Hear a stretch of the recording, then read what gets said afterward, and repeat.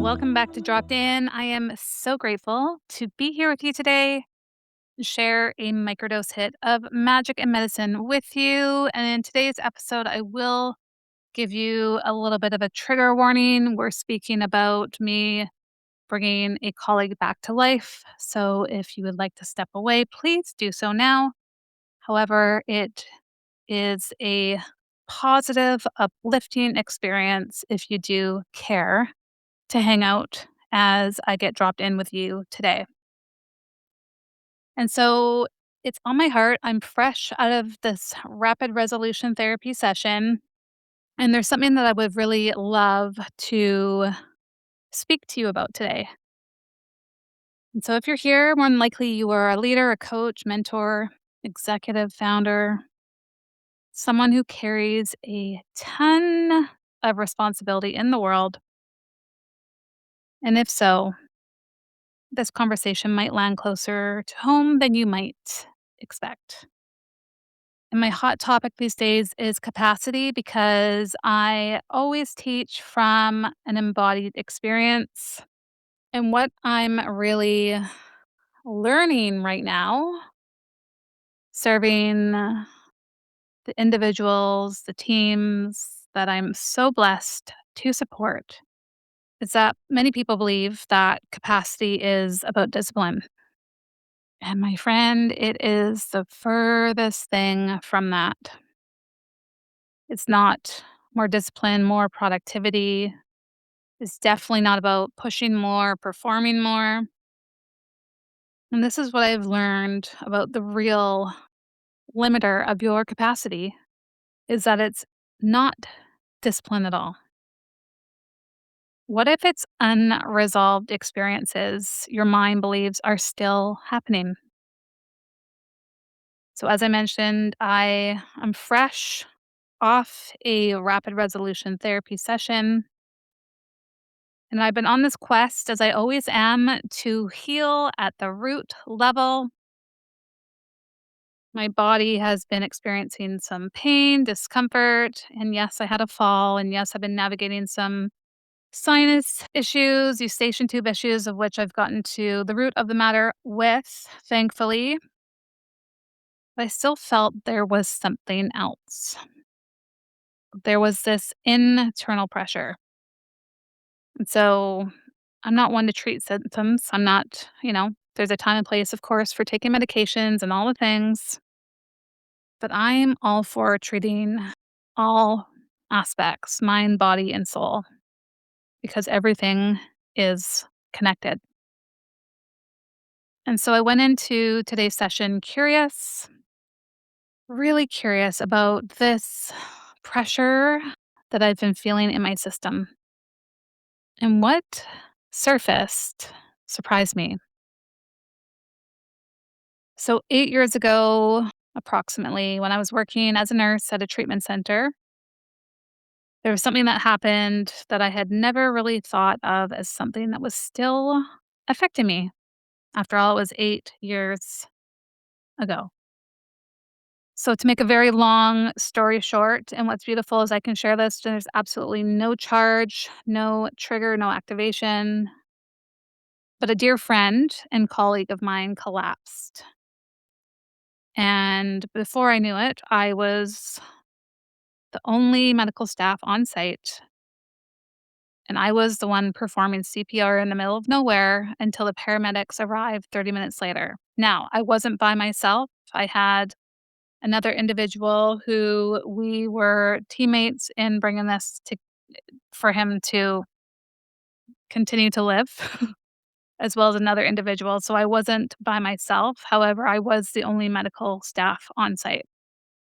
And so for 30 minutes, we worked on him, resuscitating him back to life because he had actually coded while waiting for the paramedics to arrive.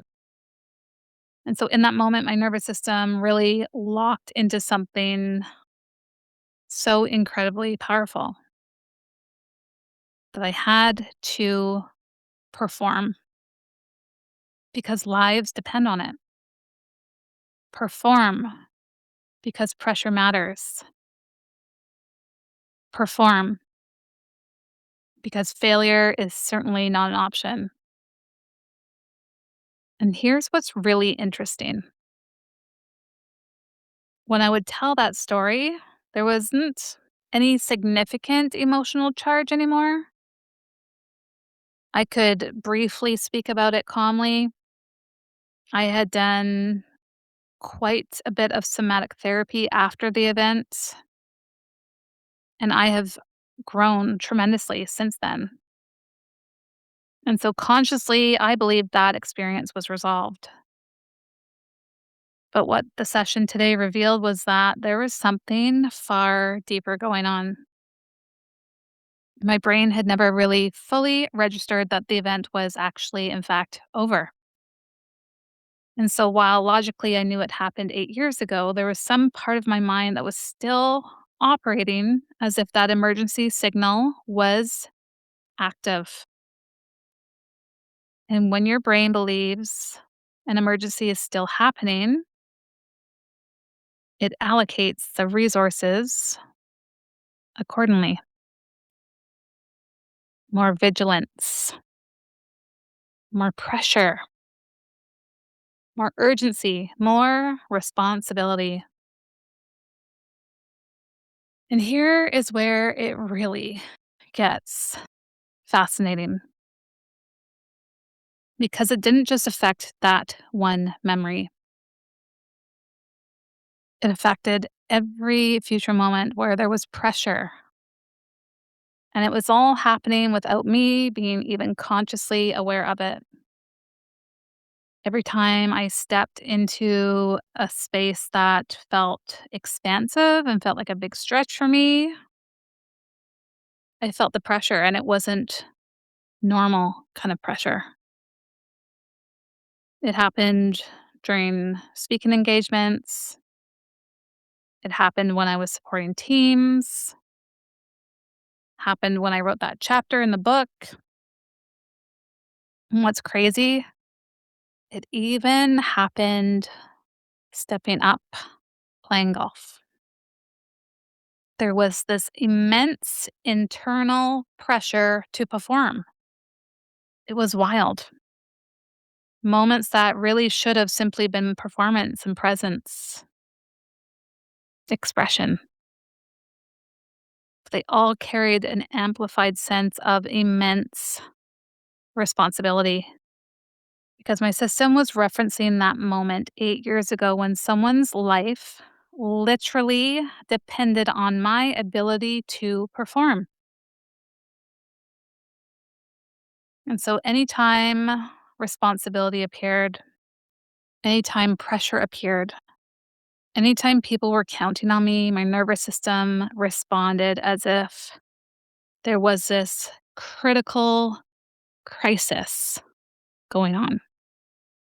And again, it wasn't consciously, it was neurologically. And that's the part that we don't realize. You can do it. You can do all the things. You can do the emotional work, you can do the somatic work, you can grow and stretch and expand yourself tremendously. And yet, if the brain has not fully registered that an experience is finished, it can continue to organize your nervous system around it, which means you may be carrying pressure that doesn't actually belong to this moment. And that has enormous implications for capacity because capacity isn't just about how much you can do. It's about whether your nervous system believes you're living a life or managing a series of emergencies. And if your brain believes emergencies are still happening, everything costs more energy. Your decisions cost more energy, leadership, responsibility, your performance. And sure, you might still succeed. You might still lead, and you'll probably still perform at very high levels. But more than likely, you're doing it while your system is allocating resources for survival. And over time, that creates invisible pressure. And what happened in today's session was incredibly simple and yet incredibly powerful. I freaking love RRT, like legit obsessed with it. My brain finally registered something it had never fully integrated before. That event happened, but it's not happening. And if it's not happening, it doesn't exist. And it certainly doesn't exist in this moment. The moment the brain recognizes that truth, it stops preparing for an emergency that ended years ago. And let me tell you, when that happens, something profound shifts. That pressure dissolves. The tightness in the back of your neck and skull releases. The tension in your jaw relaxes. Your shoulders soften. And this isn't happening because I was forcing it. It happened because my system finally understands something new. I'm safe now. That emergency is over. And when that happens, you don't just feel lighter, your capacity expands. Because now, when you step into leadership, when you speak, when you write, when you support teams, when you show up to the calling you're getting called up to in the world, you're no longer performing from survival pressure.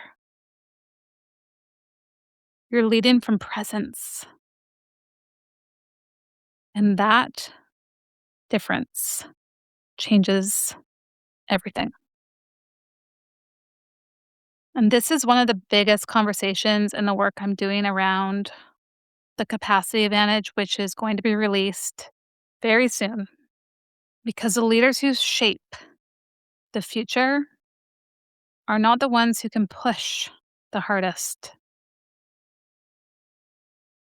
They are the ones with the cleanest nervous systems, the most available energy, the least internal noise. And when you resolve experiences your mind thinks are still happening, you don't lose your edge. You gain capacity, real capacity. And I cannot begin to tell you and share with you how much more energy, power, spaciousness, breathing room I have literally an hour and 45 minutes after my session. And in most experiences, if you are dealing with that type of trauma, you will not be doing a podcast episode. Let's just say that. And so, for those listening, whether you're a coach, mentor, executive, founder, leader, anything, anyone who's carrying responsibility for others, I'm just going to be fully transparent and honest. This kind of work is no longer optional, it's essential. And may I dare to say that it's actually vital because the pressure you think is coming from today may actually be coming from something your mind hasn't realized is already over. And once that resolves, well, let me tell you, your energy, your clarity, your creativity, your leadership, your superpowers expand. They all return. And that is the power of getting to the root of the matter. And that is the real capacity advantage.